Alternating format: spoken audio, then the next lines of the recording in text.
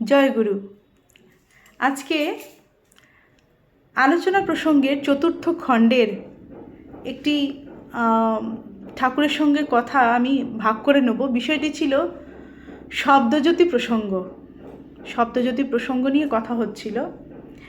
তা সেখানে ঠাকুর বলছেন, শ্রী শ্রী ঠাকুর বলছেন আমাদের, আমি চাই প্রেরিতদের স্বীকার ও অনুসরণ, তাদের মধ্যে ভেদ না করা, বর্তমান প্রেরিত পুরুষের মধ্যে পূর্বতনদের পরিপূরণ অনুধাবন করা, পিতৃকৃষ্টি ও ঐতিহ্যের অনুসরণ, বর্ণাশ্রমের অনুপালন, দশবিধ সংস্কারের প্রবর্তন, যজন যাজন ইষ্টভৃতি স্বস্ত্যয়নীয় সদাচারের অনুষ্ঠান, বিহিত সবর্ণ ও অনুলোম বিবাহ, সুপ্রজনন, প্রতিলোমের একদম নিরসন, আদর্শমুখী বৈশিষ্ট্যপালী কর্ম ও সেবামুখর শিক্ষা, উদ্ভাবনী সেবানুসন্ধিৎসু কৃষি, শিল্প, বাণিজ্য ও বিজ্ঞান, জাতির স্বাস্থ্য, আয়ু ও কর্মশক্তির পুনরুদ্ধার,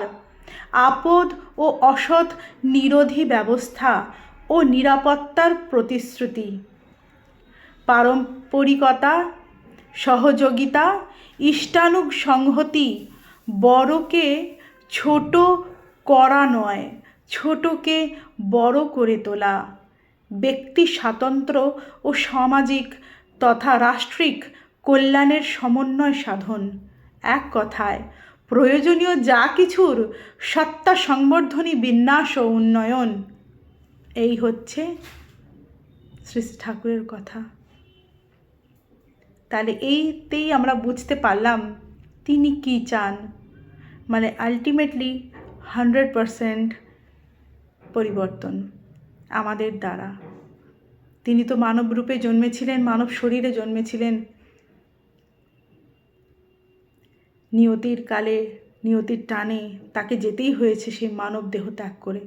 তিনি যদি পারতেন তিনি আরও থাকতেন আমাদের সান্নিধ্য, আমরা সান্নিধ্য পেতাম তার, কিন্তু মানব শরীর যে সঙ্গ দেয় না। আর তিনি যখন নিজেই বিধাতা, তার বিধির বিধান তিনি কখনো ভাঙবেন না নিজের হাতে, তাই তাকে চলে যেতে হয়েছিল।